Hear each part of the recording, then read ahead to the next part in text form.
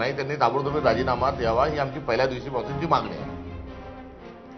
आणि या आंदोलनासंदर्भामध्ये आपण आणखीन माहिती घेऊयात. आमचे दिल्लीचे प्रतिनिधी सोमेश कोलगे आपल्या सोबत आहेत.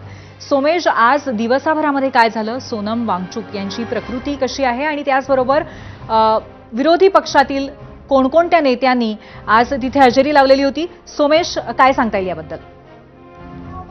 सोनम वांगचुक यांची प्रकृती सध्या खराब झालेली आहे असं डॉक्टरांचं म्हणणं आहे, कारण त्यांचा युरिक ऍसिड लॉस होतोय आणि याचा अर्थ की आता बॉडी त्यांची मसलच्या माध्यमातून जी स्टोअर केलेली एनर्जी असते शरीरामध्ये त्या आधारावरती आता बॉडी जगते. त्यामुळे या पुढची स्टेज म्हणजे ऑर्गनच्या वरती स्टोअर केलेलं फॅट बॉडी वापरायला सुरुवात करते आणि त्यावेळी मल्टिपल ऑर्गन फेल्युअर किंवा अशा स्वरूपाचे त्रास होऊन हे खूप धोकादायकही असू शकतं. त्यामुळे डॉक्टरांचे प्रयत्न आज म्हटलेले की त्यांच्या तब्येतीची काळजी घेण्यात यावी.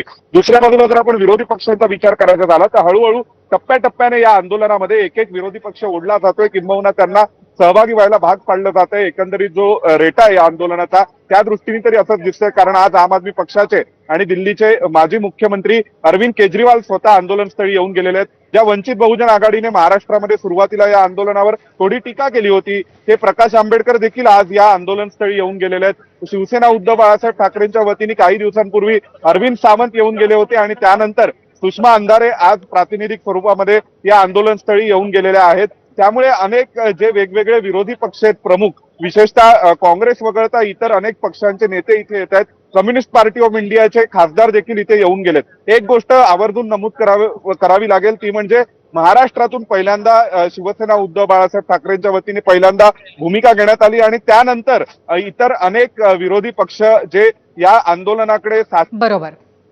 पाहत होते किंवा त्यांची नेमकी भूमिका करत नव्हती, त्यांनी देखील आता या आंदोलनात सहभागी व्हायला सुरुवात केली आहे. आणि विशेष म्हणजे सुरुवातीला सुरू झालेलं एक आंदोलन हळूहळू मेनस्ट्रीम होत चाललंय की काय असा प्रश्न पडावा अशा स्वरूपाची गर्दी इथे जमते. नक्कीच सोमेश, कारण त्याचबरोबर 20 जुलैला सर्वसामान्यांनी एकत्र यावं, विद्यार्थ्यांनी एकत्र यावं अशा पद्धतीचं आवाहन सुद्धा सोनम वांगचुक यांनी केलेलं आहे.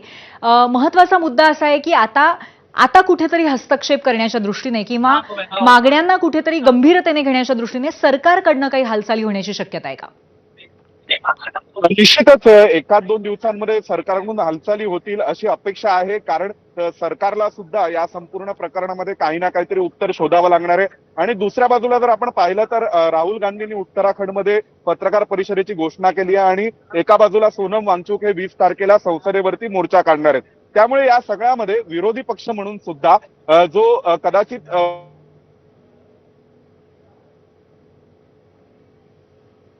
व्यापून टाकणार की काय असा प्रश्न आता निर्माण होईल, कारण एका बाजूला काँग्रेस आणि राहुल गांधींना ती स्पेस राखायची आहे तर दुसऱ्या बाजूला आपण पाहतोय की कॉक्रोच जनता पार्टी ही एक विरोधी पक्ष म्हणून प्रमुखपणे पुढे येत चाललेला आहे देशभरामध्ये असंही दिसतंय. त्यामुळे सुरुवातीला काही विद्यार्थ्यांनी सुरू केलेल्या आंदोलनात अधिकाधिक संघटनांना सोबत घेण्याचा प्रयत्न सध्या कॉक्रोच जनता पार्टी सोनम वांगचुक यांचा आहे असं दिसतोय. आणि ज्या प्रकारच्या घोषणा सध्या आपण ऐकतोय, इथे वंदे मातरमच्या घोषणाही दिल्या जातात, भारत माता की जयच्या घोषणा दिल्या जातात, इन्कलाब जिंदाबादच्या घोषणाही दिल्या जातात.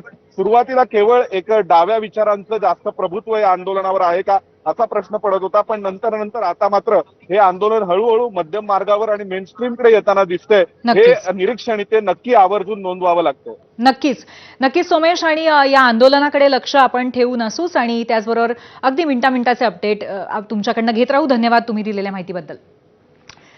तर ही सगळी परिस्थिती आहे सध्या जंतर मंतरला आणि हळूहळू जंतर मंतरपासून संपूर्ण देशभरामध्ये या आंदोलनाची व्याप्ती वाढत चालली आहे. आता या सगळ्यामध्ये सर्वाधिक चर्चेची प्रतिक्रिया होती ती अभिनेत्री सोनाक्षी सिन्हाची. वांगचुक यांना पाठिंबा देताना सोनाक्षीचे डोळे भरून आले आणि कंठ दाटून आला. बघूया सोनाक्षी काय म्हणाली.